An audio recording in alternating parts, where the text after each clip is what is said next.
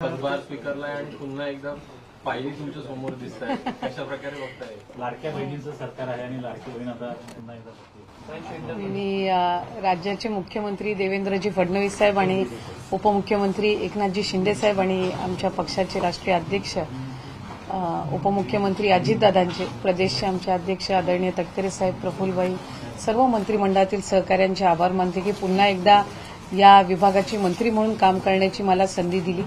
गेल्या 1.5-2 वर्षाच्या कालावधीमध्ये महिला व बालविकास विभागाच्या माध्यमातून अनेक लोककल्याणकारी योजना आम्हाला राबवता आल्या, अनेक निर्णय घेता आले आणि पुन्हा एकदा या विभागाचा पदभार आज स्वीकारत असताना राज्याचे मुख्यमंत्री आदरणीय फडणवीस साहेब, शिंदे साहेब आणि दादांच्या नेतृत्वाखालच्या सरकारमध्ये अधिकाधिक या विभागाच्या अंतर्गत सकारात्मक पद्धतीनं काम करण्याचा माझा प्रयत्न राहील. सरकार स्थापन झाल्यानंतर पहिला हप्ता खरं तर काल परवापासून सुरू झालेला आहे, मात्र नवीन वर्षातला पहिला हप्ता कधी येणार आहे? नाही, साधारणपणे आज आपण आचारसंहितेच्या कालावधीमध्ये जी काही डीबीटीची प्रक्रिया स्थगित झाली होती कोड ऑफ कंडक्टमुळे, ती आता पुन्हा एकदा रुजू झालेली आहे. 24 तारखेपासून आम्ही डीबीटीची प्रक्रिया सुरू केली आहे. याच्यात 2 गोष्टी आहेत महत्वपूर्ण. त्या म्हणजे जे मूळ लाभार्थी आहेत त्यांना तर जो लाभ आहे तो वितरणाची सुरुवात आहेच, पण आधार सीडिंगमुळे जे लाभार्थी लाभापासून वंचित होते त्यांची सुद्धा, ज्यांचे आधार सीडिंग झालेले आहेत त्यांना सुद्धा डीबीटीची प्रक्रिया आहे ती आम्ही सुरू केलेली आहे. त्यांना पहिल्यापासून 6 महिन्याचे पैसे मिळणार का?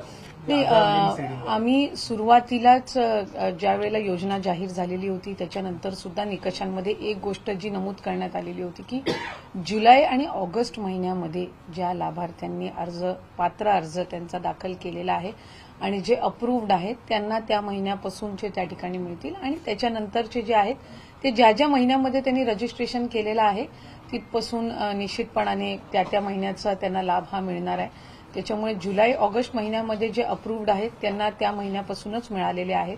आत्ताही त्यांच्यापैकी जर आधार सीडिंगमुळे कोण असेल तर त्यांना जुलै ऑगस्ट पासून म्हणजे त्या ह्याच्यापासूनच लाभ मिळणार आहे. माहितीनं आश्वासन दिलं होतं की जो लाडक्या बहिणींचा हप्ता आहे तो वाढवला जाईल, 21पर्यंत केला जाईल. त्या संदर्भात काही नियोजन आहे, कधीपासून सुरू केलं जाईल?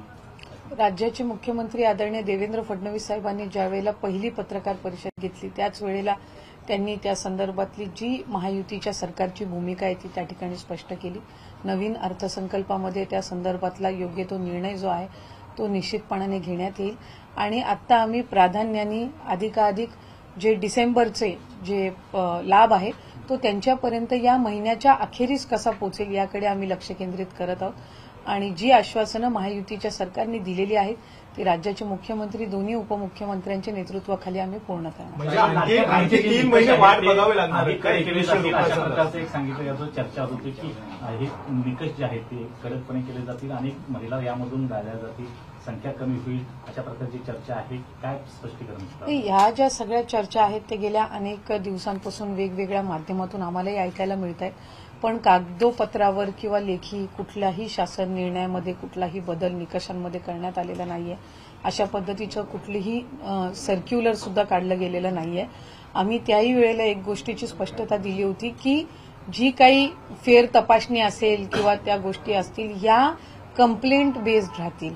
त्याच्यामुळे आत्ताही उदाहरणार्थ आम्ही ज्यावेळेला ऑगस्ट किंवा ऑक्टोबर महिन्यामध्ये ज्यावेळेला डीबीटी केलेलं होतं, डीबीटी करत असताना काही ठिकाणी अशा कंप्लेंट झालेल्या होत्या की एकाच व्यक्तीने 19 अकाउंट्स किंवा असे काही हे करून केलेलं आहे, काही एकाच आधार कार्डवर बरेच फॉर्म्स भरले गेलेले आहेत. त्याही वेळेला त्या संदर्भातली ज्या वेळेला निदर्शनास आले त्या वेळेला ती योग्य कारवाई केलेली आहे.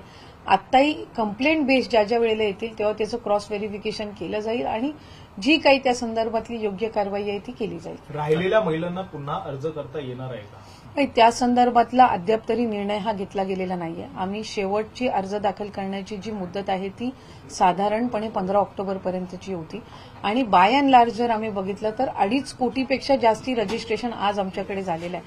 म्हणजे विभाग म्हणून जो एक साधारणपणे अंदाज योजना आम्ही राबवत असताना किंवा आणताना जो एक ठेवला होता त्यानुसार रजिस्ट्रेशन जी आहे त्या ऑलमोस्ट 99% आपण त्याच्यापर्यंत पोहोचलेलो आहोत.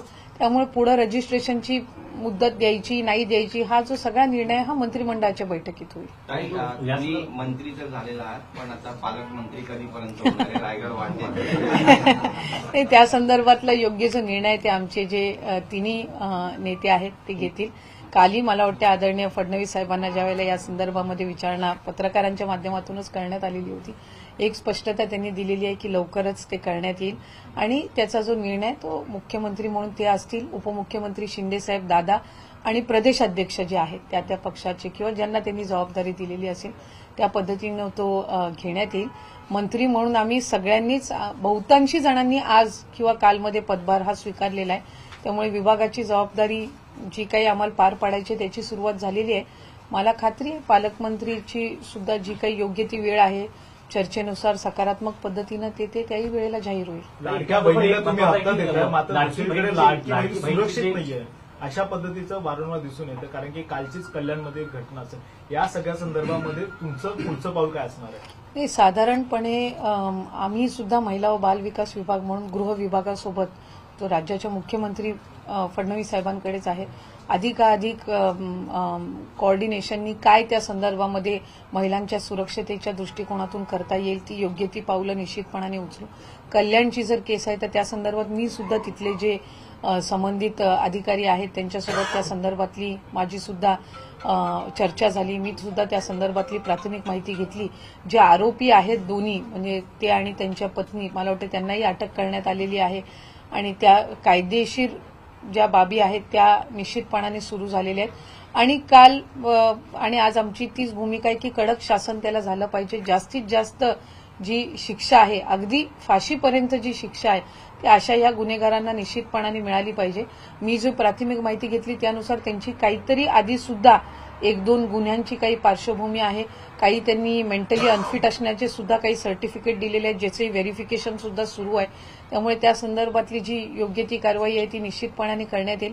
आम्ही महिला व बाल विकास म्हणून हाच प्रयत्न करू की महिलांच्या सुरक्षतेच्या दृष्टिकोनातून ज्या हेल्पलाईन्स आहेत, इतर ज्या बाबी आहेत त्या अधिकाधिक गृह विभागासोबत त्या व्यवस्थित पद्धतीनं कोऑर्डिनेट करून आम्हाला ती यंत्रणा जी आहे ती अधिक सक्षम कशी करता येईल.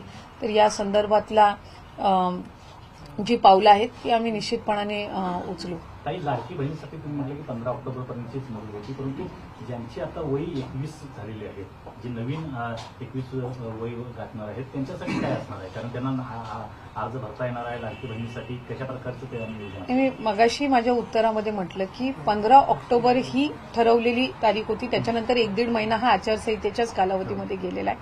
त्यामुळे त्या संदर्भातली तारीख वाढवून द्यायची किंवा रजिस्ट्रेशन कशा पद्धतीनं करायचं हे मंत्रिमंडळाच्या बैठकीमध्ये ठरवण्यात येईल.